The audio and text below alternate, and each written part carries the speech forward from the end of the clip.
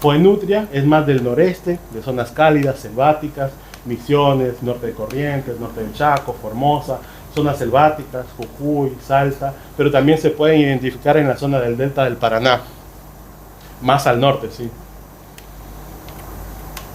Como podemos ver, las tres las podemos encontrar en Argentina.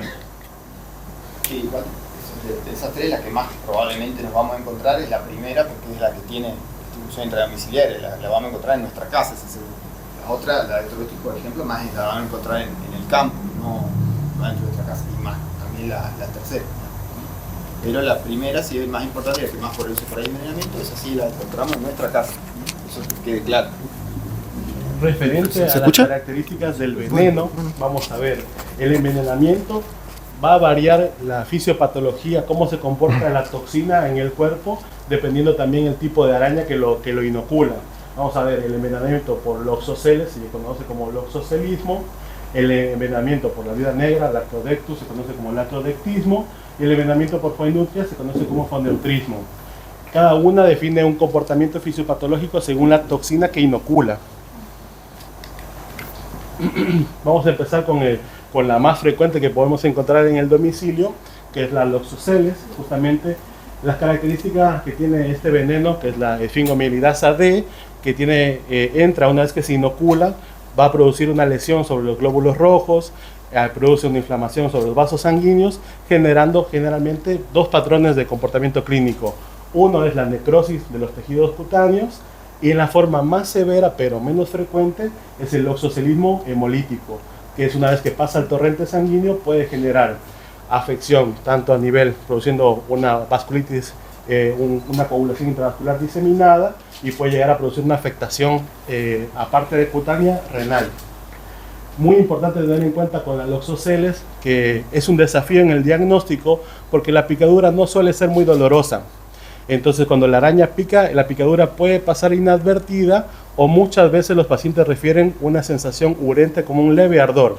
Entonces, eso demora el tiempo de la consulta médica, se retrasa. La gran mayoría de los pacientes consultan el día siguiente, ya con la aparición de las manifestaciones cutáneas, que es la primera manifestación que hace el loxocelismo. Acá podemos ver más o menos lo que sucede. Esto no estamos diciendo que pasa en una semana, en un mes. Estos son horas, minutos, horas, hasta las 36 horas de inoculado el veneno, la esfingomielidasa D. Vamos a ver que la primera manifestación es una dermatonecrosis. Acá podemos señalar una placa marmórea, que en esta zona vemos, hay áreas en la que hay una extensa afectación tras la inoculación. Los vasos sanguíneos de toda esta zona presentan coagulación intravascular, hay lesiones con necrosis por mal flujo de la piel, y termina determinando el desarrollo de una placa necrótica. Esta placa necrótica es como si fuera un infarto de la piel, progresa hasta desarrollar una úlcera, y muchas veces como secuela deja una cicatrización tardía, puede terminar generando un área de una cicatriz profunda, o que la misma úlcera tarde muchísimo en cicatrizar, o asocie una sola infección bacteriana que después requiera o un desbridamiento quirúrgico o tratamiento antibiótico.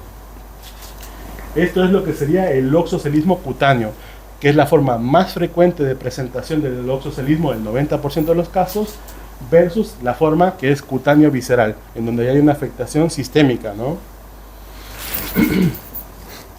Acá podemos ver, los cuadros cutáneos viscerales son significativamente más graves y son causa importante de mortalidad, especialmente en los más chiquitos.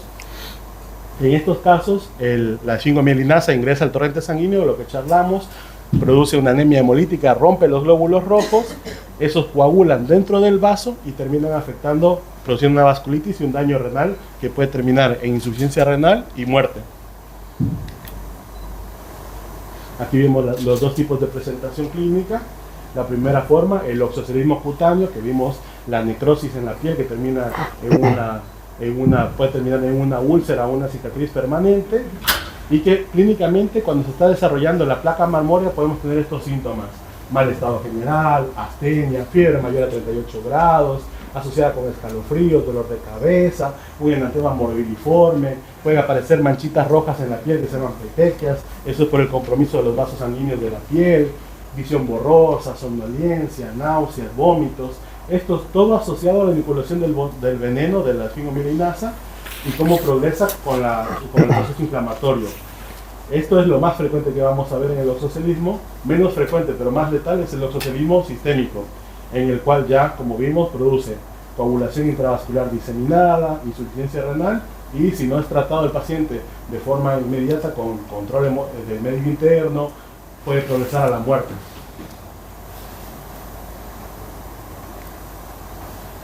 Vamos a hablar un poquito de lo que se refiere al manejo, cómo abordar la picadura, qué es lo que tenemos que hacer. Primero, como es un proceso inflamatorio que va a ser cada vez mayor, lo primero es retirar todo elemento que comprima. Retirar anillos, pulseras, descomprimir el cinturón, sacar ropa que haga presión y que no permita una buena circulación. No está indicado ampliar la incisión, ni succión de veneno, ni tampoco está indicado el tema de aplicación de torniquetes. Lo que sí está indicado en estas lesiones es mantener la posición de Trendelenburg, que es una posición con los miembros elevados, hacer una buena asepsia. Referente a la asepsia es importante tener en cuenta, vamos a hacer una limpieza con agua y un jabón neutro, no usamos ni yodo, ni agua oxigenada, ni alcohol, porque lo que queremos ver en la piel cómo progresa esa lesión. Entonces lo que hacemos es remover bien las bacterias que están en la parte superficial de la piel para que estas no se inoculen y no nos haga una infección secundaria. Lo siguiente, tener en cuenta la cobertura y si tenemos que hacer profilaxis antitetánica en nuestro paciente, usar analgésicos porque conforme la piel se va inflamando genera dolor, también podemos usar antipiréticos en caso de fiebre y malestar y los síntomas sistémicos, y lo que se evalúa cuando hay la afectación de la piel y hay necrosis, si hay signos de infección o superación, su médico va a contemplar si empezamos o no el uso de un antibiótico, generalmente en el caso de las afectaciones cutáneas. Los cuadros sistémicos sí requieren internación, laboratorio, una vía periférica, pasar fluidos, control hidroelectrolítico, esto ya para el manejo en internación y por supuesto el tratamiento específico que como vamos a ver es el antídoto. La suministración del antiveneno se estima que la mejor aplicación es dentro de las 12 y 24 horas, se acepta hasta las 36 horas de la inoculación del veneno. Vamos a ver que para la afectación cutánea está recomendado aplicar 5 ampollas. Esto es más para el manejo ya en internación, ¿no? 5 ampollas, la dosis es la misma para niños y adultos. Y en la forma cutáneo visceral, aparte de la internación y el soporte de internación, se le tiene que aplicar 10 ampollas y en la misma dosis tanto para niños como para adultos. Esto ya referido al tratamiento específico con el antídoto. Sí, importante por ahí mencionar que por ahí hay muchos casos donde no va a ser necesario utilizarlo porque ya la consulta es muy tardía, ya Le agradezco. La acción del veneno ya no se está realizando, entonces puede ser que vean un caso donde no se le hace ningún tipo de antiveneno porque ya pasó el tiempo, ya el veneno se degradó en el organismo, generó la lesión local, que no es más que eso, digamos, que era la lesión ampolla, puede ser, o una lesión en piel, y bueno, hay que esperar simplemente a que cure la lesión y no se hace más que eso. Claro, después de las 36 por eso no todos necesitarán tratamiento por ahí. No todos necesitan aplicar el antiveneno. Exacto. Vamos a ver lo que es el envenenamiento por la Latrodectus o la viuda negra. Ya cambiamos a otro tipo de sustancia tóxica, ya no es una sustancia hemolítica ni que produce trombosis y necrosis cutánea, sino que ya es una neurotoxina que se llama alfa-latrotoxina. Esta tiene un efecto directamente sobre las neuronas.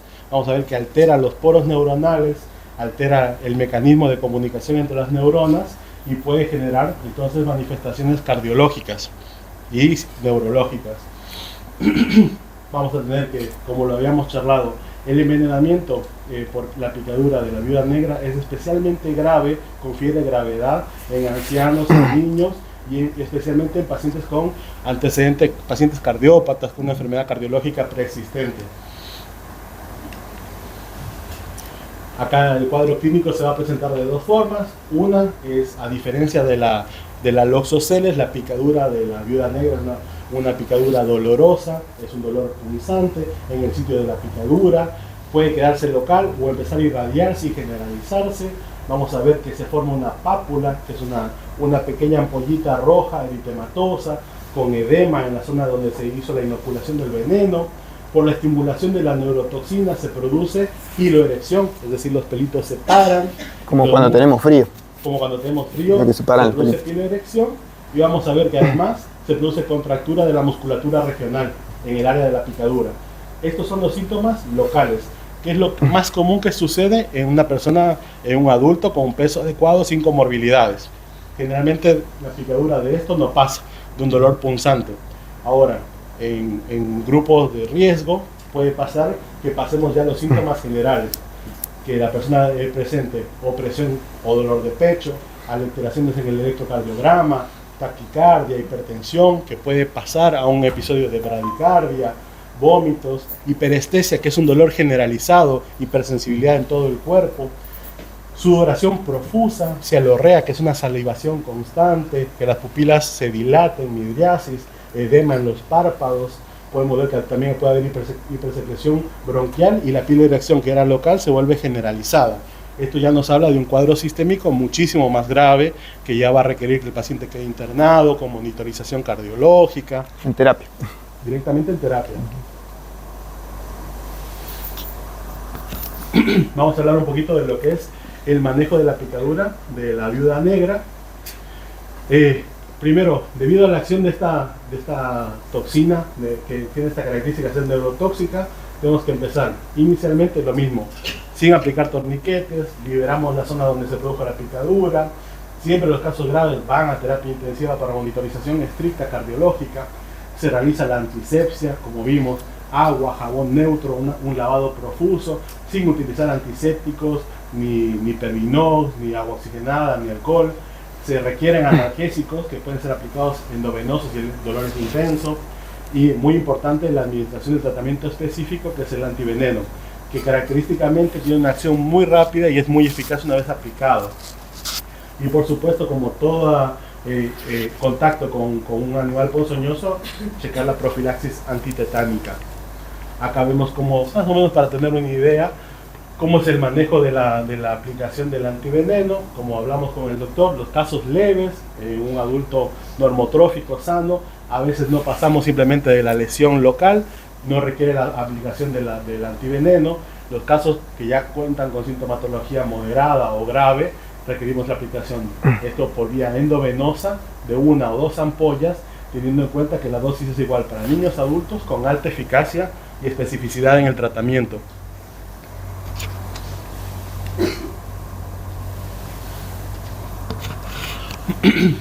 Vamos a hablar de la tercera araña, que era Armadeira, la Fonneutria, la del bananero. El fonneutrismo.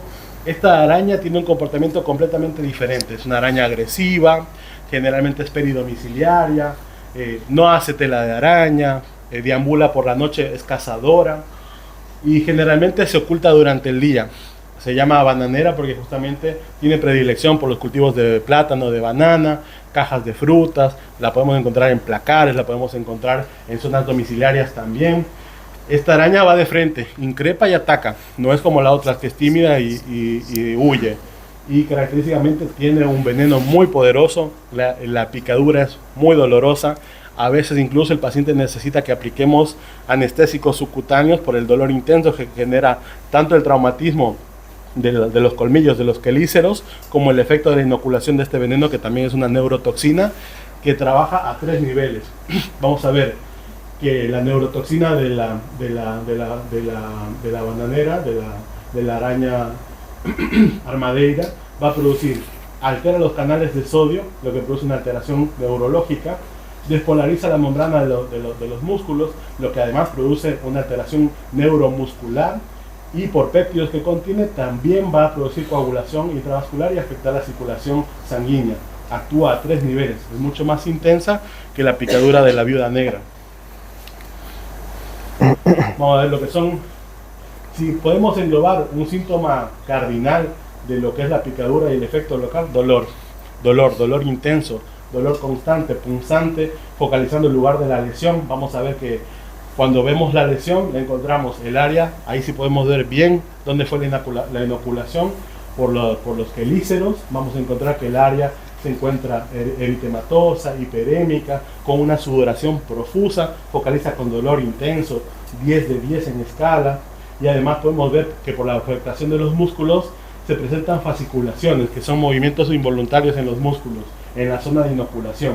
Estas son las manifestaciones locales, que es lo que vamos a ver generalmente en un adulto en peso sano. Ahora que en personas, en niños, adultos mayores o pacientes con comorbilidades, podemos pasar a este cuadro clínico, que ya requieren la aplicación del antiveneno.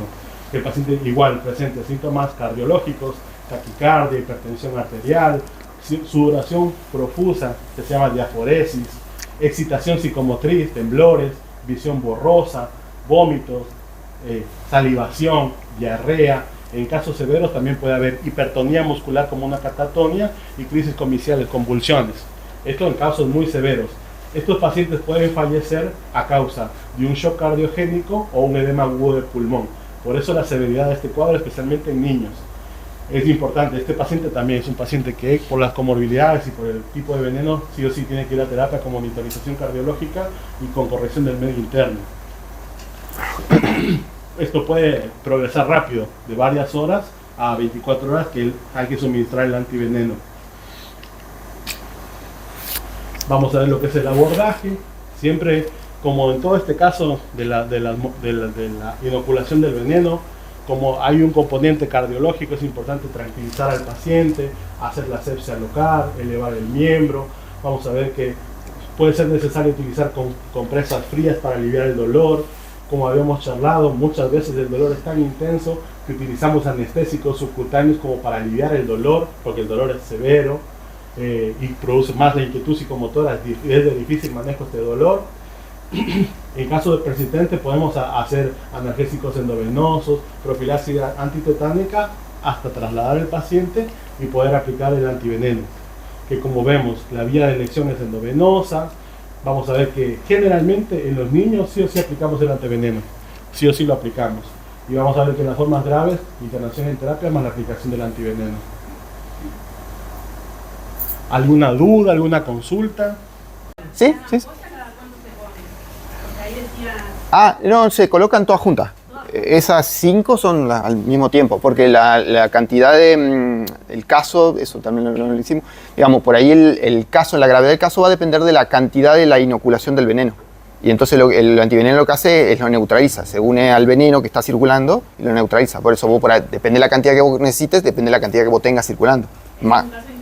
En un caso de internación, obviamente. Sí, generalmente los envenenamientos todos van a ser, prácticamente los graves van a estar todos internados en terapia, generalmente, pues ya generan síntomas generales donde el paciente se descompensa hemodinámicamente, o sea, le baja demasiado la presión, se desmaya, está inconsciente a veces, necesitan internación, asistencia mecánica, pueden necesitar intubación, al caso, dependiendo del tipo de veneno, digamos. Por ejemplo, la de la viuda negra puede ser parálisis muscular y puede producir parálisis de los músculos del tórax, digamos, que son los respiratorios, digamos. Bueno, pero se entendió más o menos, o sea, la idea es que son venenosas, son peligrosas, pero generalmente la mayoría, como vieron, van a escapar. La mayoría de las arañas incluso no son venenosas. El veneno tanto de arañas, de escorpiones, de serpientes, no están diseñados para las personas, para el ser humano. O sea, nosotros somos accidentes, los animales se tratan de defender y nos pican, digamos, pero el veneno en general no está diseñado para matar personas. Por eso, algunos muy pocos generan esos efectos adversos, pero son los menos. La mayoría no hace nada. Por eso a veces matamos nosotros más a ellos que lo que nos matan ellos a nosotros, digamos. Por eso les tenemos mucho miedo, pero es más miedo el que nos tienen ellos, digamos. Sí. Esa la encontramos en nuestra casa, como decía el doctor, es intradomiciliaria. La podemos, acá puede haber. ¿Sí? Eso dicen araña de los rincones. En el techo, generalmente atrás de un mueble. Esa es la que más podemos llegar a ver. Las otras por ahí, acá y justo en estas zonas, son más raras encontrar. La viuda negra la encontramos más en el campo y la poneutria es más también afuera de la casa, en el campo. Y entonces tienen que estar en zonas un poco más al norte que acá no, acá en esta zona de acá va a ser muy raro que veamos una de esas, digamos. Pero puede llegar a ser, con el tema del cambio climático y eso, se pueden llegar a observar en algún momento más. ser posible que un adulto se No. de cama, sabe estar ahora Sí, con o generalmente la gente que pone la cama apoyada muy contra la pared porque y se sube a través de la cama y ahí por eso no es buena idea poner la cama muy cerca pegada a la pared, hay que dejarle un poco de espacio. Pero bueno, bueno, hablamos un poquito del tema de los escorpiones. Los escorpiones son invertebrados artrópodos, igual que las arañas, digamos. Invertebrados significa que no tienen, como nosotros, columna vertebral, sino que su estructura corporal se sostiene por fuera, digamos. O sea, es como si el esqueleto estuviera por fuera, como su piel fuera el esqueleto. Por eso se conoce como invertebrados. Son del grupo de los quelicerados, como vieron al principio el doctor estaba hablando del tema de los quelíceros, de las arañas escorpiones. Son dos estructuras al lado de la boca, parecen como patas, pero no son patas. Los escorpiones y las arañas son familiares, digamos, están hace animalitos muy antiguos, hace más de 350 millones de años que están en la Tierra, digamos, son de los primeros animales que caminaron en la Tierra incluso. Y son parientes, son bastante diferentes, pero son parientes, digamos, y son distintos a los insectos. Muchos las consideran insectos, pero bueno, los insectos tienen otras características morfológicas y son, digamos, en la evolución se separaron hace mucho tiempo, por eso no se los considera, no son insectos, digamos. No está correctamente el término usar insectos con eso, son arácnidos, escorpiones y arañas. Se conocen más de 1500 especies que están agrupadas en más de 16 familias. Los potencialmente peligrosos pertenecen más que nada a la familia Butidae. Dentro de la familia Butidae en Argentina están representadas por los géneros Anatertis, Titius y Sabius. Titius, que es el que más que nada, el que principalmente genera los envenenamientos, que es el que vamos a ver ahora. Titius trivitatus se llama. Así que Titius más que nada es como decir el apellido sería del escorpión, digamos. Trivitatus sería más el nombre, digamos, si lo pusiéramos como sería en la... para compararlo por los nombres complicados por ahí que le ponen los biólogos para poder entenderlo. Pero bueno, el Titius trivitatus es un escorpión que lo vamos a encontrar en ámbitos urbanos, en estrecho contacto con el hombre. Va a estar habitando en galerías subterráneas, sótanos, cañerías, túneles, en oquedades de paredes, en escombros. Lo vamos a encontrar, salimos y lo encontramos. Generalmente en lugares húmedos, le gustan mucho los lugares húmedos con humedad. Siempre que haya insectos va a haber escorpiones. Claro, en estos lugares se pueden proveer de alimentos, también no tienen más competencia y a su vez están libres de otros predadores, ¿viste? Hay un montón de animales que también se los comen y bueno, obviamente en esos lugares suelen encontrar más refugio y se pueden esconder más fácilmente. La característica para distinguirlo a este de otros escorpiones, pues obviamente como le digo hay muchas familias de escorpiones, pero este sí es importante porque él produce un veneno que sí es peligroso. Es porque es de color castaño claro y el dorso, el cefalotórax, como vimos, cefalotórax es la parte del torso, sería la zona donde están entre las patas, ahí antes de que comience la cola. Todo se conoce como cefalotórax. Sería como en los humanos, céfalo y tórax, digamos, sería como una especie de unión entre abdomen y tórax. Es como que está todo fusionado. Y que se pueden observar 3 líneas longitudinales oscuras. No sé si lo notan bien en la imagen, pero ven que tienen como 3 líneas oscuras más sobre el dorso. ¿Se nota más o menos? Bueno, esa es una característica típica para identificarlo por ahí de otros escorpiones de esta especie, digamos. Acá le quería explicar más o menos qué otra diferencia tiene para por ahí identificar un escorpión que venenoso de uno no venenoso. Por ahí en el tema de las pinzas en el peligroso tienden a tener pinzas cortas, que son delgadas, finas, como en la parte de aquella. Unas pincitas muy chiquitas.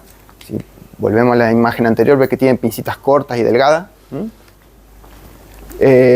Los no peligrosos tienen pinzas normalmente mucho más grandes, van a ser bastante grandes porque la estrategia que utilizan utilizan esas pinzas para matar a sus presas, digamos, y no tanto el veneno, por ahí no son tan venenosos por ese caso.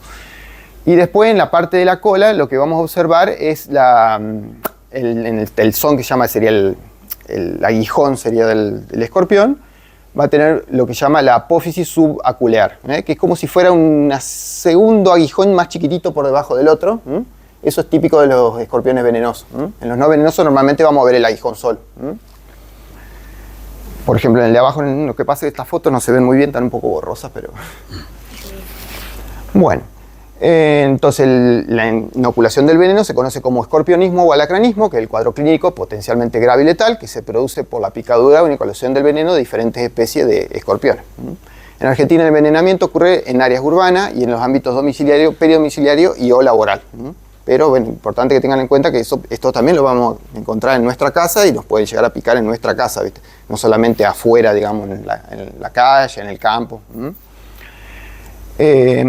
Hasta la actualidad los accidentes graves y muertes en seres humanos se han asociado a las especies de Tishus tributatus y Tishus confluens, que Tishus confluens acá en Entre Ríos por lo menos no hay, digamos, pero es otra especie, digamos, otro familiar de ese, que el que vimos primero, pero la mayoría de los que vamos a ver acá son Tishus tributatus, que tengan en cuenta. Hay otras 3 especies aparte del Tishus, pero en nuestro país no provocan, por lo menos no se ha visto que provoquen envenenamientos de importancia, por eso por ahí no se los tiene tanto en cuenta. Pero sí serían venenosos si provocaran, digamos, más casos, digamos, en la cantidad de casos que provocan en el ser humano. La acción del veneno es un veneno, como vimos hoy, neurotóxico, como explicó el doctor, los venenos neurotóxicos afectan el sistema nervioso. Las toxinas ejercen su acción principalmente sobre los canales de sodio y modifican el potencial de membrana de los tejidos excitables. Hacen más o menos lo mismo el efecto que vimos con la viuda negra, bueno, similar. Los canales de sodio pueden abrirse ante estímulos menores o retardar su cierre, lo que conduce a una liberación irregular desordenada de acetilcolina, que es un neurotransmisor que está en la placa motora, y afecta las terminaciones del sistema nervioso autónomo. O sea, puede afectar al sistema nervioso autónomo el envenenamiento también. El sistema nervioso autónomo está encargado de muchas otras funciones que yo, por ejemplo, bueno, tal vez no vamos a explayarnos tanto por esa parte, pero bueno. Síndrome neurotóxico con 2 tipos de manifestaciones, igual que en los envenenamientos por arañas, son manifestaciones que pueden ser locales o pueden ser sistémicas o generales. Dentro de las manifestaciones locales, también la más importante, lo que produce es el tema del dolor, que es un dolor agudo, punzante, es muy intenso, son muy dolorosas las picaduras de estos escorpiones. Produce también un edema, que es una inflamación en la zona. Un punto eritematoso es un puntito como colorado, que es lo que se conoce como la huella del accidente, en la zona donde se inoculó el veneno, donde penetró el aguijón. Después lo que produce es un hormigueo, hipostesia local, o sea, la zona alrededor donde te picó va a estar anestesiada, ustedes pueden no sentir dolor en esa zona. Contracciones musculares, piloerección, sudoración localizada y no va a haber daño de tejido, no es como en la picadura que vimos de la loxóceles, sino que no va a haber una necrosis ni ningún tipo de daño de tejido. Y dentro de las manifestaciones sistémicas va a haber un compromiso del sistema nervioso autónomo, es más común en los niños, es más, la picadura de escorpión es importante en los niños, tenerlo en cuenta que si hay una picadura en niños tenemos que ir lo más rápido posible al médico para que se le administre lo más rápido posible el antiveneno, porque en los niños suele ser muy mortal, digamos. Puede producir alteraciones cardiovasculares, taquicardia, aceleración de la frecuencia cardíaca, seguida de desaceleración de la frecuencia cardíaca y una sensación de opresión en el pecho. Puede haber alteraciones respiratorias, que es aumento de la frecuencia de la respiración, puede haber una disminución después de la frecuencia de la respiración, que lleva a una disminución, a una disfunción respiratoria y síntomas compatibles, que sería como el edema agudo de pulmón, que es cuando se acumula líquido dentro del pulmón. Y distrés respiratorio, que ya llegando al final de eso, digamos, es cuando deja de funcionar el sistema respiratorio, digamos. Después puede haber también hipersecreción glandular, puede haber lo que decíamos hoy, cialorrea, que es cuando uno saliva demasiado, rinorrea, que chorrea a través de la nariz, epífora con agregado también de sudoración, después también cefalea, palidez, hipotermia, frialdad de los miembros. Puede haber dolor abdominal intenso, que ese también es otro síntoma que hay que tenerlo en cuenta porque es importante para el tema de saber si es un cuadro más grave. Si empieza con dolor abdominal intenso, podemos estar frente a un envenenamiento grave. Trastorno del sensorio como confusión mental, que puede alternarse con excitación psicomotriz, temblores o convulsiones. Y después arritmia, trastornos en la conducción y o signos de insuficiencia cardíaca. ¿Más o menos se entendió esto? ¿Tienen alguna duda? ¿No? Por ahora no. Bien. En el tratamiento, bueno, cuando se produce el envenenamiento sistémico moderado o grave es necesaria la internación siempre en una unidad de terapia intensiva o intermedia. Y es primordial la pronta aplicación del antiveneno. Después las medidas generales son más o menos similares a las de las arañas. ¿Viste? La aplicación puede haber de hacer compresas frías o hielo en la zona de picadura, el uso de analgésico para el dolor. Si hay dolor intenso, también se puede hacer lo mismo, aplicar lidocaína subcutánea en la zona de donde picó el alacrán para poder aliviar el tema del dolor, porque pueden ser dolores muy fuertes. También hay que hacer un acceso venoso y asegurar medidas generales de sostén según la gravedad del caso. Vigilar también la mecánica respiratoria, la función hemodinámica, o sea, sería la presión cardíaca, la función del corazón, el equilibrio electrolítico y la función renal. Y después también, obviamente, la profilaxia antitetánica, lo mismo que los casos anteriores. Para el tratamiento específico se usa el antiveneno, que en casos leves pueden no llegar a necesitar, sobre todo si es un adulto. Generalmente en adultos no producen muertes, muy raro que produzca una muerte en un adulto en un caso leve. Ya en los casos moderados graves sí se utilizan las ampollas antiveneno, y salvo que sea un niño, ya digo, un niño sí ya necesitamos urgentemente ir a internación y probablemente se vaya a necesitar usar ampollas de antiveneno. Bueno, aquí estaremos terminando con esta. Aquí, ¿alguna duda, alguna pregunta con escorpionismo? ¿En los niños en cuánto tiempo tienen que estar? O sea, lo más rápido posible. Lo más rápido posible, inmediatamente. Inmediatamente. Hay que salir corriendo, no hay que esperar para si hay una picadura de escorpión. Incluso aunque tengan dudas si escorpión venenoso, no importa. Llevan a la guardia, al hospital, al lugar de... Ni siquiera detenerse a una foto, nada. No, ayuda un poco la foto. Que vaya el niño y bueno, uno se puede quedar, si está muerto el alacrán lo puede llevar, si no, ya te digo, sacarle una foto. Pero sí, lo más rápido posible en un caso de un niño. El adulto puede esperar un poco, pero también hay que concurrir de forma bastante rápida a la consulta. Bueno, y ahora esperen un segundito, vamos a ver el otro, que vamos a ir... A veces esperar a que ocurra el hecho para Exactamente. estar disponible y se puede hacer, sobre todo a partir de los 21 años más o menos, que es hasta donde más o menos cubre un calendario nacional. A partir de ahí ya no es obligación, pero está bueno ya que ayudaría y es una herramienta. Exactamente. Disponible, se encuentra en el centro de salud. Hay un esquema que se hace en 3 dosis, pero bueno, si tenemos constancia nos dura 10 años. Exactamente. Porque si no llegamos con el accidente y tener la antitetánica y no sé, y una vez, pero una vez no, tiene que ser 3. Exactamente, sí, sí. Entonces eso... Recordad que dura, eso que dijo que dura 10 años nomás. Si pasaron 10 años desde que no hicimos, ya hay que volver a hacerlo. Y es mejor tenerla que... Me habían dicho que la de 10 años ya dura 7 nomás, no sé si es verdad. No, por ahora sí, 10. Si te la volvés a hacer no importa, pero es un refuerzo. Pero a veces está bueno que por ahí no lo tenemos incorporado a esa Claro. a esa herramienta sanitaria. Bueno, ofidismo entonces se refiere al envenenamiento por las serpientes venenosas. En Argentina hay 136 especies y subespecies de serpiente en general, digamos, y de esas 136 solamente 18 pueden producir algún tipo de envenenamiento. O sea, vieron que la mayoría no nos producen nada, digamos. Son solamente muy poquitas las que producen el envenenamiento. Se notifican los envenenamientos ofídicos en 22 de las 24 provincias con una distribución geográfica heterogénea, eso significa que está bien distribuido, asociada a la diversidad climática, topográfica y al nicho ecológico de cada especie. Eso significa más o menos que depende las características de la provincia y de la zona, va a haber distintos tipos de serpientes, de los tipos de envenenamientos, digamos. En alguna zona va a haber más de tipo, en otras zonas más de otro tipo. La mayoría de los casos de envenenamiento son notificados generalmente en las provincias del nordeste y del noroeste en verano. En verano precisamente porque las serpientes, como son reptiles, en invierno hibernan, no andan en el campo, entonces no se producen picaduras o accidentes en esas épocas.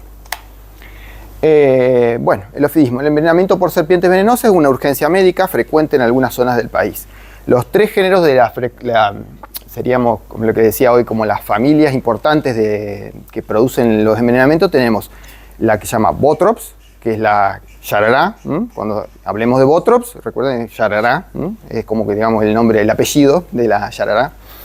El Crotalus, que es la serpiente cascabel, capaz que la han escuchado, la que tiene un cascabel en la cola, que hace ruido como de cascabel. Y la Micrurus, que es la serpiente coral, que es una serpiente muy colorida, después vamos a hablar un poquito de ella, la vamos a describir. Estos 3 géneros son los únicos de importancia médica en nuestro país. El 70% de las mordeduras se localiza generalmente en la zona de las piernas. Porque, le digo, generalmente la serpiente pica porque la pisamos. No va a venir a picarnos, sino que uno no la ve, la pisa y la serpiente se defiende, obviamente. Y algunas en la localización de las manos, generalmente porque las tratamos de agarrar, cosa que no deberíamos hacer, pero bueno. Se identifican clínicamente tres síndromes correspondientes a cada uno de los envenenamientos por esta serpiente. O sea, el envenenamiento botrópico, que por la botrops, la yarará, el envenenamiento crotálico, por la serpiente de la cascabel, y el envenenamiento elapídico. Esa es distinta del elapídico porque es la familia de la Micrurus o de serpiente del coral, que son elápidos, se llama, que es la familia en general que es donde se clasifican estas serpientes, digamos. Bueno, este cuadrito más que nada quería mostrarles eso, viste, que teníamos serpientes de importancia médica y serpientes no peligrosas, que digo, hay 136 tipos de especies, y dentro de eso tenemos las familias peligrosas, con la Elapidae, que es la Micrurus del coral, o la Viperidae, que son las víboras, como la yarará o la cascabel. Y dentro de las otras, por ejemplo, las Boidae, las boas constrictoras, viste, las serpientes grandes, largas, esas que no matan con veneno, sino que matan enroscándose en su presa y apretándola hasta asfixiarla.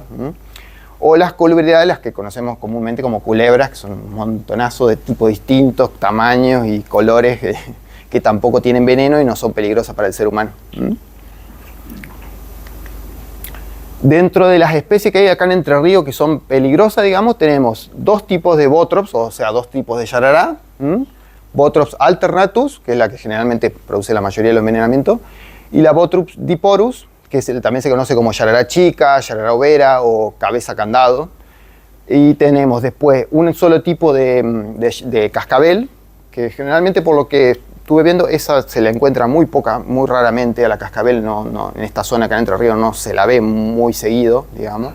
Más comúnmente se ve la yarará. Y bueno, después tenemos tres tipos de Micrurus o víbora del coral, que bueno, son nombres científicos, no importa, no estamos nombrando, pero para saber que hay distintas especies, digamos, dentro de lo que es yarará, de lo que es coral, digamos, no es una sola nomás coral que tenemos, o una sola yarará.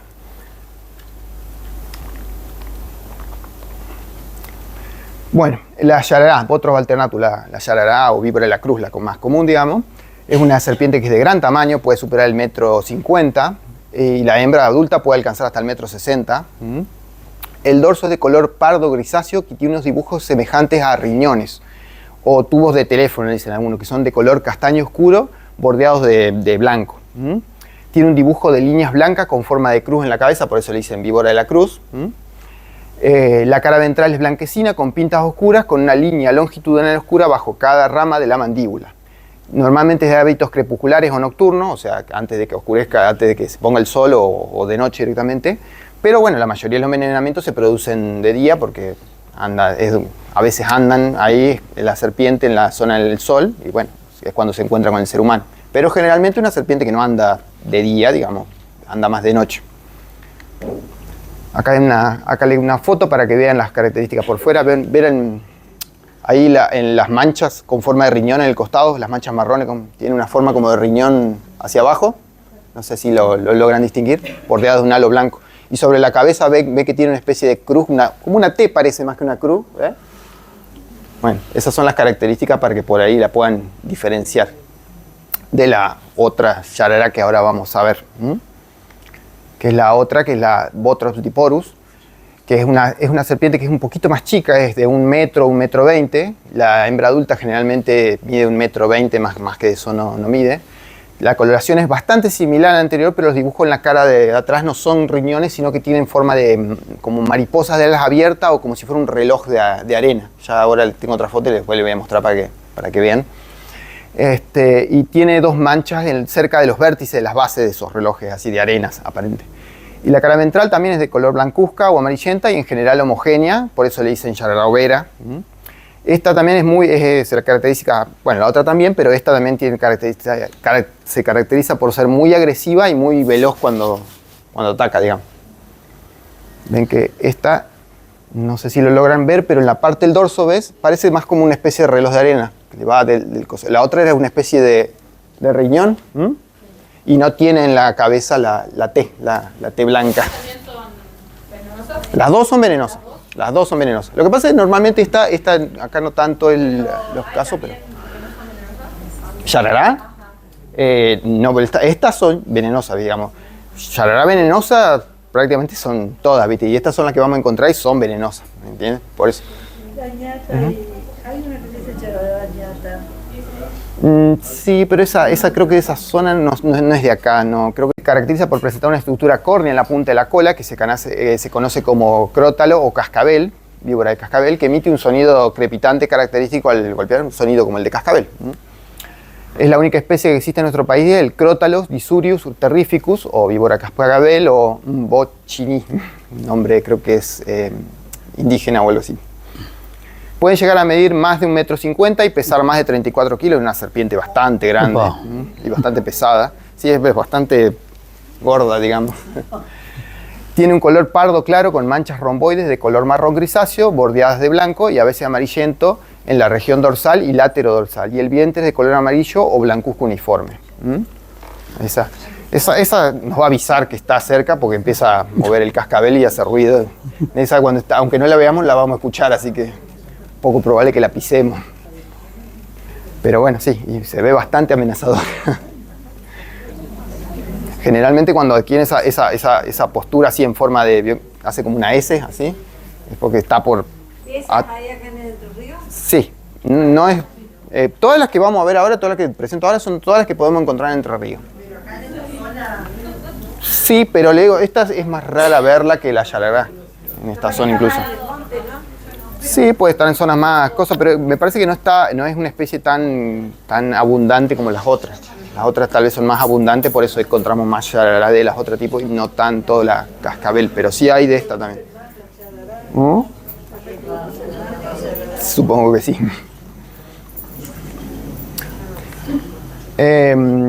Bueno, después ahora vamos a hablar un poquito más de la coral, la víbora del coral o Micrurus.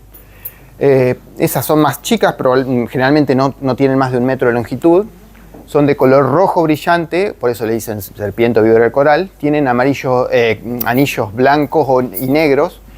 Y estos anillos transversales siempre son completos. Completo significa que como que le dan la vuelta completamente alrededor de la serpiente, ¿viste? Si ven alguna que no tiene el anillo completo, generalmente no es una coral, sino una falsa coral, ¿bien? Tienen una contextura fina y frágil. Tienen una cabeza que es pequeña, los ojos están poco desarrollados, son unos ojos muy chiquitos, no es como las otras que se los ve, a veces no se le nota muy mucho los ojos. El cuello es poco evidente, también no tienen un cuello, o sea que el cuerpo continúa con la cabeza, no hay una distinción entre cabeza y cuerpo, digamos. En cambio las otras, las que vimos, la yarará y la de cascabel, sí, si ven, tienen la cabeza, el cuerpo, digamos, sigue y empieza la cabeza, y que es un poco más grande que el resto del cuerpo. Y tiene unas pupilas que son redondeadas, que eso por ahí es una característica que a veces hacen la distinción algunas de las serpientes venenosas y no venenosas, por eso tiene algunas características que es más de serpiente no venenosa, pero en realidad es una serpiente muy venenosa. ¿Y hay cura para eso? O sea, ¿hay antídoto? Sí, hay antídoto pero producen envenenamientos bastante severos como... No, sí, para las tres hay antídoto. Es rápido el veneno de la coral, ¿no? ¿Cómo rápido? ¿En empezar efecto? No. Sí, o sea, en general toda la acción es bastante rápida en todas, o sea, igual tardan unas horas, pero sí. Pero la yarará, ¿cuánto tiempo uno tiene para poder ir a...? No es necesario salir corriendo como en el... Sí, no, el envenenamiento empieza a hacer efecto en horas, pocas horas ya, pero da más tiempo, por ejemplo, como que hablábamos del envenenamiento de un escorpión en un niño, digamos. No tenemos que salir tampoco tan corriendo, hay que hacerlo urgente, obviamente, lo más antes posible, porque hay que darle antiveneno, pero da un poco más de tiempo en empezar a hacer los efectos, digamos. También todo va a depender del efecto de cuánto veneno inocule, o sea, cuánto veneno me inyectó la serpiente, digamos. Más veneno, peor el caso, y menos veneno, más. Sí, o sea, no creo que no es lo mismo que te pique en el cuello que te pique en los brazos, pero es más difícil que te llegue a picar en el cuello. En la primavera tienen más veneno porque cuando salen de invernar, ¿no? Creo que el veneno, o sea, es igual, depende, no importa si en qué época del año. Lo que pasa es que ya le digo, hay menos envenenamiento en invierno, perdón, porque no están están hibernando, están escondidas, no salen, digamos. Empiezan a salir en verano, ¿no? Pero el efecto del veneno en general depende de la cantidad que nos inyectan, digamos, del veneno, que lo que nos va a hacer los síntomas y la gravedad del síntoma, digamos. ¿Y si te pica 2 veces? Y supongo que va a empeorar porque te está inoculando 2 veces veneno. Si te inoculó 2 veces veneno, pueden quedarse sin veneno, pero ¿viste? Si te inoculó todo el veneno, probablemente va a ser un caso grave, ya no va a ser un caso leve.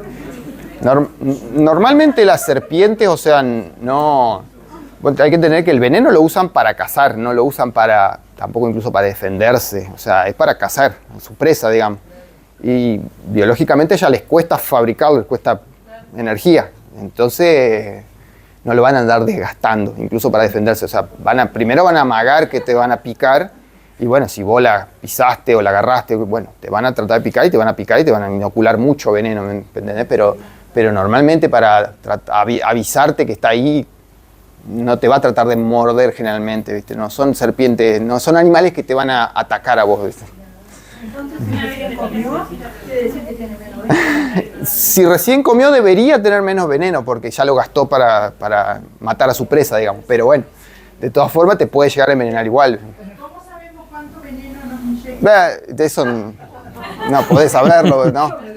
Puede haberte raspado apenas con los colmillos y no haberte inyectado prácticamente nada, ¿viste? Pero... bueno, esta, por ejemplo, es una serpiente que no es agresiva, normalmente trata de huir. Incluso la estrategia que tiene cuando uno la acosa, digamos, la serpiente, es tratar de esconder la cabeza y empieza a mover la cola. Y como acá tengo unas imágenes después, la cabeza y la cola son bastante similares. No tanto de esa, pero a ver esta otra. Ahí está, se ve un poco mejor. Porque la cabeza y la cola no hay mucha diferencia. Oh, perdón. En la cabeza y la cola no hay mucha diferencia, entonces trata de que el depredador le ataque la cola y no la cabeza, que es la parte importante, porque si le destruyen la cabeza la matan.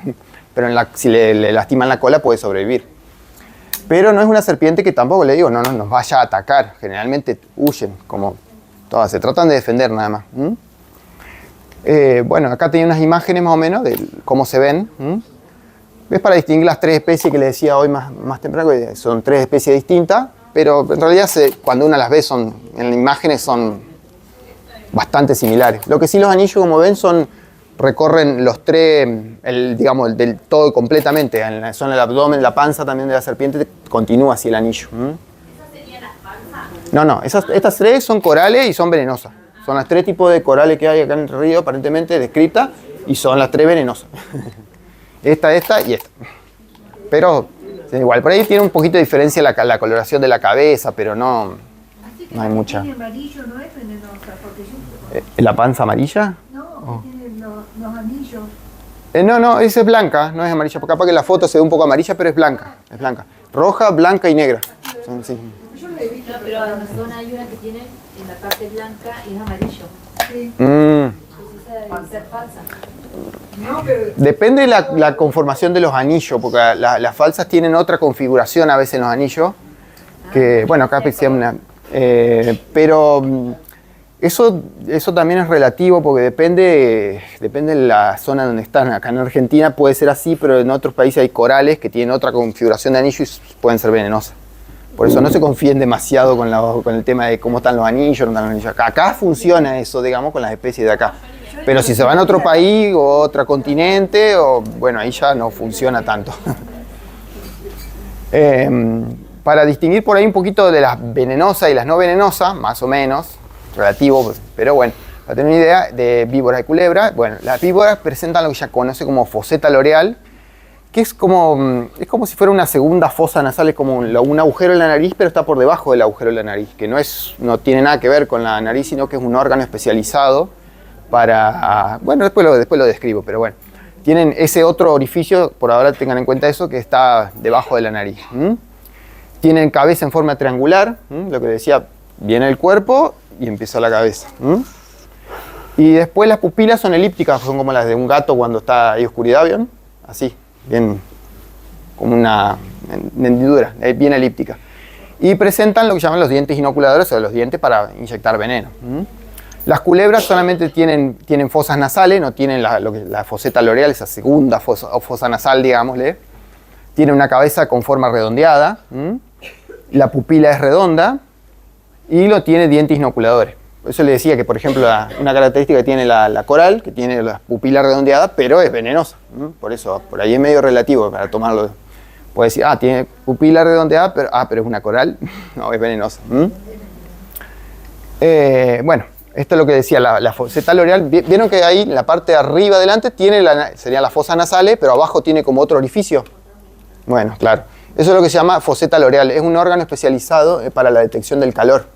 Es para detectar calor. Con eso la serpiente puede ver, aunque esté todo completamente oscuro, porque detecta calor con eso. No detecta... Es como si fuera una imagen en infrarrojo, por eso le puse la imagen abajo del señor viéndose en infrarrojo. Es como si vieran en infrarrojo. Por eso, aunque esté medio oscuro, ya te pueden ver, aunque vos no las veas.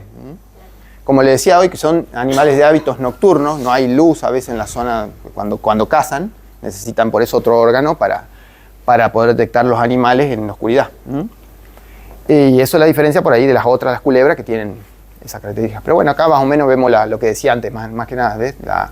La foseta loreal, la pupila como es, la cabeza, la forma de la cabeza. Bueno. Y de la coral y la falsa coral, bueno. Normalmente las corales por ahí tienen el hocico obtuso y el cuello no está muy marcado. En cambio las falsas corales tienen un hocico más ovalado o en punta y el cuello más marcado. Las corales tienen los ojos chiquitos, bien chiquitos, que casi ni se notan. Cuando leen las imágenes casi ni se le veían los ojos. En cambio las falsas corales tienden a tener los ojos más grandes. Las corales tienen un cuerpo más largo y cilíndrico y las falsas corales un cuerpo más corto. En las corales las bandas son negras, completas y nítidas de una o de a tres. Y en las falsas corales son incompletas, no completan completamente, la rodean a la serpiente, de a una o de a pares irregulares o a pares completos. La cola corta, que frecuentemente se enrolla, y en las falsas corales la cola es un poquito más larga. Esa por ahí para una distinción de las corales y de las falsas corales. Pero bueno, si se ve como una coral yo no me la acercaría.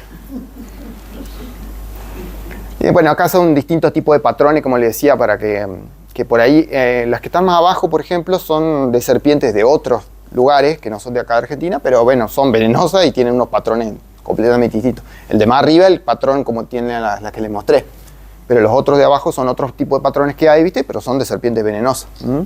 No de acá de Argentina, no de acá Entre Ríos, pero sí de... Y acá estos son patrones de que no son venenosas, pero algunos son medio parecidos, por ejemplo el de abajo. Es bastante parecido, no es igual, pero... Por eso decía que por ahí si van a otro lado no se confíen de cómo se ve la coral. Bueno, cuadro clínico. Las manifestaciones locales comienzan inmediatamente. Esto hablando del, perdón, el título es de la inoculación del veneno de la Botrops. Hablando del cuadro clínico de la yarará. Las manifestaciones locales son inflamación, dolor muy intenso, edema, inflamación con acumulación de líquido en la zona, equimosis, que es una alteración en la coloración de la piel, y la formación de ampollas. Ya después tengo una imagen para que puedan ver cómo queda la lesión de la herida por la yarará. Puede progresar a necrosis, o sea que el tejido se muere, se destruye y se muere, produciéndose una escara con úlcera, y la necrosis también puede ser muy profunda y puede haber pérdida del tejido muscular y incluso pérdida de extremidades. Generalmente a veces son pérdida de dedos o de una parte de varios dedos, digamos, de una mano, del pie, depende generalmente del pie, de donde haya picado. Pero bueno, en algunos casos puede haber una amputación de la falange completa, o sea que pierdas el dedo completamente, lo que decía, o puede haber cicatrices muy extensas por las lesiones que genera la picadura de la yarará. Esos son como los cuadros locales que genera en la zona donde se inocula el veneno. Después tenemos los cuadros generales que comienzan normalmente a los 30 minutos después de haberse inoculado el veneno. Que puede haber trastorno de la coagulación que se manifiesta con sangrado, hemorragias, que puede haber sangrado en las encías, en la nariz, puede haber sangre en la orina, puede haber en la materia fecal, puede haber sangre en otras partes también, digamos, pero se manifiesta porque produce una alteración en la coagulación. El dolor abdominal, las náuseas, los vómitos, las taquicardias, la hipotensión, el shock, cuando ya es más grave, digamos, el caso, ya el paciente pierde la conciencia. Hay también una disminución en la producción de orina, o puede haber directamente no producir más orina porque hay una insuficiencia renal. Todos esos síntomas puede producir ya en un caso grave, digamos, el envenenamiento por el veneno de la Yarará. Acá tenemos lo que puede producir, ¿ven? Las lesiones, ¿ven? Una lesión más leve en el pie ahí, pero se ve lo que se llama equimosis, ve la coloración esa. Ahí tenemos una equimosis con ampollas llenas de sangre. Ve que son lesiones bastante importantes y por eso dejan secuelas a veces, porque destruyen el tejido en la zona alrededor. Y por eso a veces necesita incluso amputación, cirugía estética, a veces en algunos casos. La cascabel, que produce un síndrome neurotóxico, miotóxico y coagulante. Neurotóxico significa que produce parálisis de los músculos, como vimos con los otros envenenamientos. Produce un miotóxico, que se refiere a que destruye los músculos, más o menos lo mismo que vimos con el anterior, altera los músculos y los destruye. Y coagulante porque produce hemorragia, altera la coagulación y produce también hemorragia, igual que parecida al veneno de la Yarará. Pero la diferencia es que produce la parte neurotóxica, la parálisis en la zona de los músculos. La diferencia del veneno de esta con la de la Yarará. El cuadro clínico de este caso son generalmente los cuadros locales, son eritema leve, o sea, un enrojecimiento de la piel, un discreto edema, que es con inflamación, hipoestesia o anestesia en la zona, o sea, no va a sentir nada el paciente en la zona alrededor de la picadura. Y después, dentro de las manifestaciones generales, tenemos alteraciones de la visión borrosa, disminución de la agudeza visual, lo que se conoce como fase miasténica, que es como una caída en los párpados, o sea, el paciente no puede levantar los párpados si es que está con los párpados caídos, ¿viste? O cerrado directamente, o no los puede levantar demasiado. Eso se conoce como fase miasténica. Una progresiva dificultad para hablar y dolor en los músculos. El oscurecimiento de la orina, mioglobinuria, por eso produce después la insuficiencia renal, como vimos en el otro caso. Náuseas, vómitos, sudores, somnolencia, inquietud o agitación. Produce parálisis respiratoria y la insuficiencia renal aguda. Los signos y síntomas neurológicos se mantienen hasta por 2 semanas y generalmente van desapareciendo sin dejar secuelas. Eso no provocan secuelas, la parte de los signos neurológicos. Otros sí, digamos, pueden provocar secuelas, pero la parte neurológica no, se va sin dejar secuelas. Eso parece que está medio dormido, ¿ve? Pero en realidad es porque no puede levantar los párpados. Por eso tiene una cara como si estuviera medio dormido. Eso es lo que se conoce como fase miasténica. Y la otra característica que tiene la picadura que no como la de la Yarará, ven que no se ve casi prácticamente ninguna lesión en la zona donde lo picó. Ve que apenas se ve un puntito.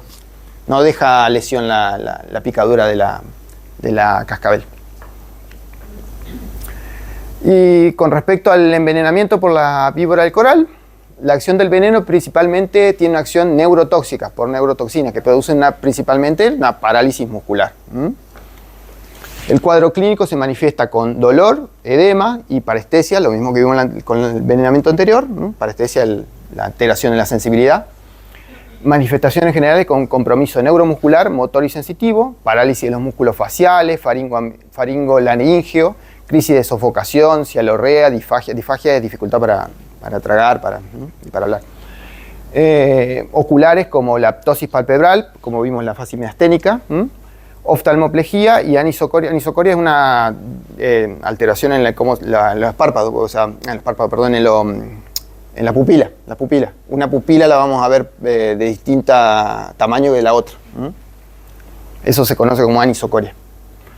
Bueno, la fase miasténica, como vimos en la anterior, parálisis de músculos intercostales y diafragma, los cuales eso es lo grave, pues nos puede llevar a una me bloqueé, perdón. Nos puede llevar a parálisis de los músculos. Sí, una disfunción respiratoria que nos produce la muerte, o sea, no podemos respirar porque los músculos están paralizados y no podemos respirar. No se ha descrito en humanos alteraciones en la coagulación, miotoxicidad o mioglobinuria causadas por el veneno de esta serpiente, por lo menos. Esta es la coral, recuerden.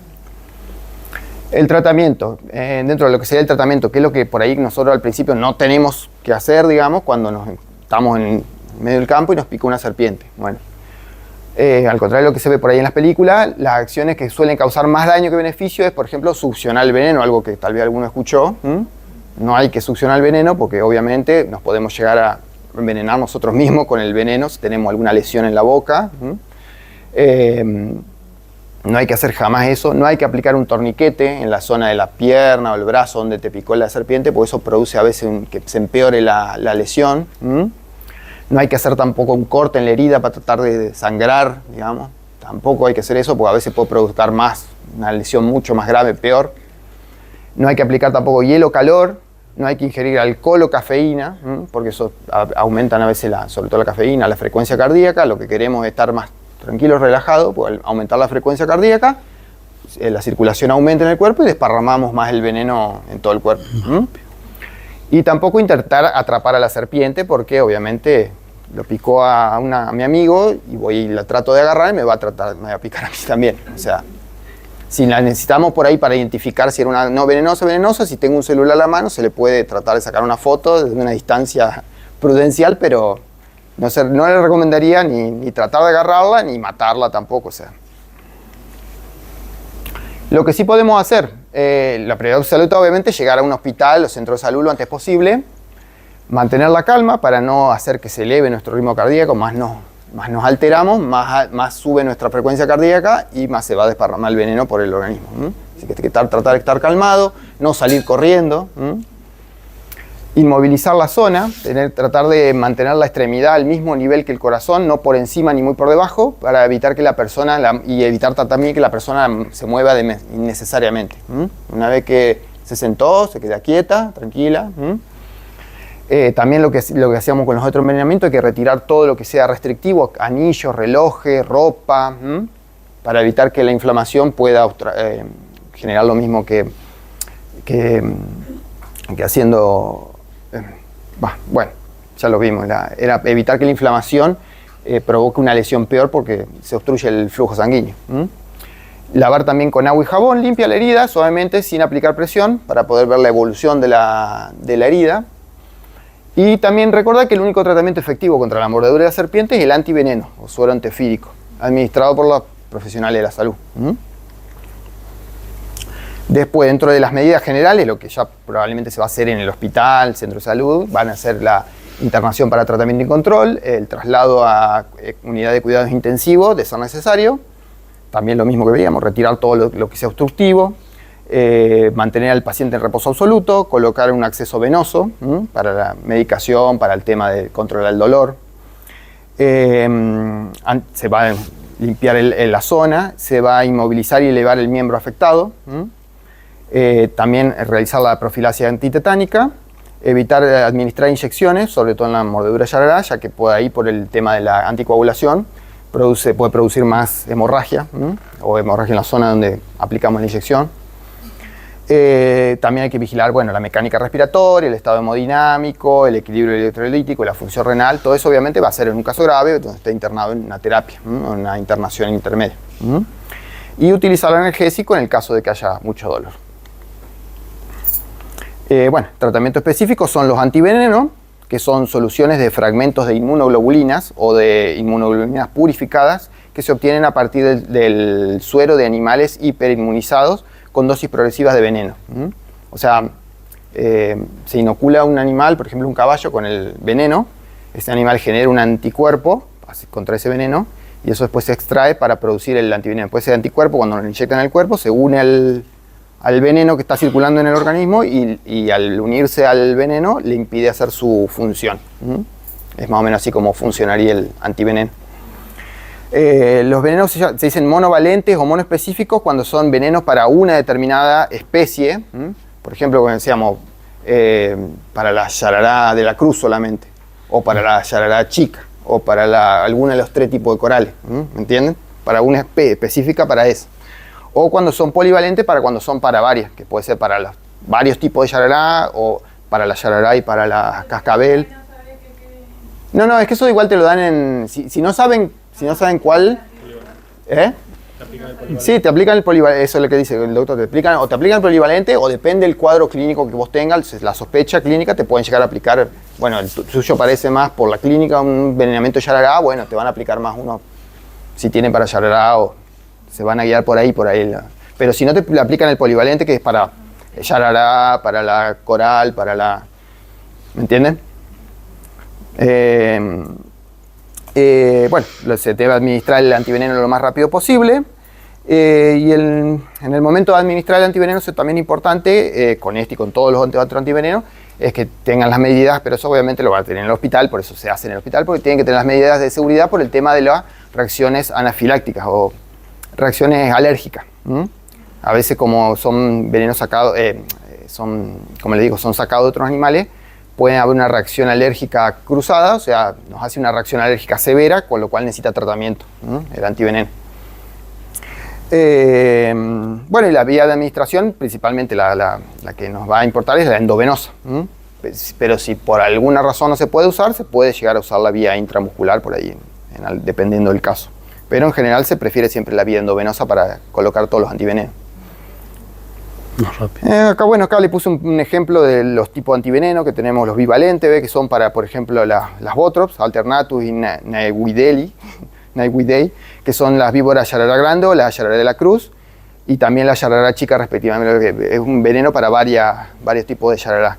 Y tenés el tetravalente, que es para la Yarará, pero también sirve para... No, también es para la Yarará de la Cruz, la Yarará chica, la Yararaca o la Yararascu, respectivamente. Y después tenemos el antiveneno crotálico, que es para la cascabel, y el antiveneno micrurus, que es para los distintos tipos de micrurus de coral. Hay también otros tipos que se combinan, digamos, eso por ahí son los que... Esa es una foto, lo saqué de acá del hospital de Ramírez cuando solíamos tener antivenenos, pero generalmente no hay de todos a veces en algunos lugares. Eso por ahí también generalmente los lugares donde tienen antivenenos son lugares donde hay donde se derivan los casos, digamos, generalmente acá sería el San Martín en Paraná. El veneno te dura unos años nomás, ¿no? Porque nosotros estábamos en el campo de Rosario Baltara y los médicos me hicieron comprar una cajita con los antídotos todos, porque si no llegaba por tener 15 kilómetros de campo, y cualquier cosa, porque había Yarará grandísima, y la mataban y en el medio era rosada. O sea, Claro. Y porque llegaban a picarnos, o sea, a nosotros los chicos teníamos que aplicarse el... nosotros teníamos que actuar. Claro. Bueno, sí, el caso ese, ¿viste? Se puede hacer... Exactamente. Pero bueno, es también riesgoso el otro, porque vos te aplicás el antiveneno por tu cuenta, pero viste lo que te decía recién, el tema de la reacción anafiláctica, la reacción alérgica que te puede provocar el antiveneno también. O sea, lo ideal, si no en todo caso, sería que puedas ir vas con el antiveneno al centro de salud, al hospital, para que si te hace la reacción alérgica, puedas tener el tratamiento ahí enseguida, porque a veces las reacciones alérgicas son graves, ¿viste? Y pueden provocar la muerte también. Claro. No, por eso. Sí, por eso, si la distancia es larga, puede llegar a ayudar. Pero también hay que tener en cuenta la cantidad de antiveneno que apliques, ¿viste? Porque ya digo, no es lo mismo un caso grave, un caso leve, y todo... Sí, bueno, pero por eso que te decía, el antiveneno va a neutralizar cierta cantidad de veneno que vos tenés circulando, ¿me entendés? Por eso se usan más o menos ampollas. Si vos te inoculó mucha cantidad de antiveneno y vos te pusiste una ampolla nomás, va a neutralizar un poco, pero el resto va a seguir haciendo su acción, ¿me entendés? O sea, no va... ¿Para chicos, para grandes también? No, generalmente la dosis es para chicos, para grandes la misma, porque lo que querés inocular es la misma cantidad de antiveneno por la misma cantidad de veneno que te inocula la serpiente, así que no importa si sos grande, si sos chico, es la misma dosis. Aquí en la zona, ¿dónde hay un lugar que haya antídotos para serpientes? Por eso, acá teníamos en el hospital de Ramírez, solíamos tener, no estoy seguro ahora actualmente si todavía siguen teniendo o no, porque hubo cambios, digamos, y querían centralizar un poco el tema de los lugares donde hay antiveneno. Si no, el otro lugar más cercano es San Martín. Tal vez en el hospital de Nogoyá, puede ser que tenga, pero... 48 minutos de... Claro, sí. A toda prisa Es a toda prisa, sí, salir e ir a toda prisa, seguro. Sobre todo, ya le digo, como el que vimos, el envenenamiento por escorpiones, digamos. Pero, bueno, el tema es que si pero, Ramírez, por ejemplo, está en la zona, pero vas a ir y vas a perder tiempo. No, sí, por eso. Por ahí, bueno, a veces... El veneno más, no, en las 3 serpientes más o menos el efecto es más o menos tardan lo mismo, no es tanta diferencia en ese sentido, pero es que es un veneno neurotóxico que te puede paralizar los músculos y los músculos respiratorios y bueno, por eso es grave, pero veo que también hace efecto rápido el antiveneno. ¿Y en la villa cerca habrá? ¿Antiveneno? Y no sé, en las instituciones privadas la verdad que no sabría decirle porque... No tienen alerta psicológica. No, entonces no. Si no tienen alerta psicológica no creo que tengan. El hospital militar también. Claro. En Paraná, siempre en Paraná. En Paraná. Acá 48 o 50 minutos. Acá ve lo que te digo que dependiendo aproximadamente la cantidad de veneno que te haya inoculado la serpiente, es la cantidad de ampolla que vaya a usar. Podés llegar a usar 8 ampollas o incluso tal vez más. Si es un caso grave, por ejemplo, si nosotros sospechamos un caso grave, te pueden llegar a dar bastante cantidad de ampollas. Y son caras las ampollas, es el tema también. No duran mucho, como decía, y son costosas. Ramírez sería la... Y en Ramírez hay para Yarará, ya le digo, solía haber, por lo menos. Pero no sé ahora actualmente si todavía tienen o no. Yo creo que no hace mucho fue mordido un chico y vi en las redes que decían que en Ramírez no habían conseguido. La verdad que no sabría decirle actualmente si tienen o no en cosas. De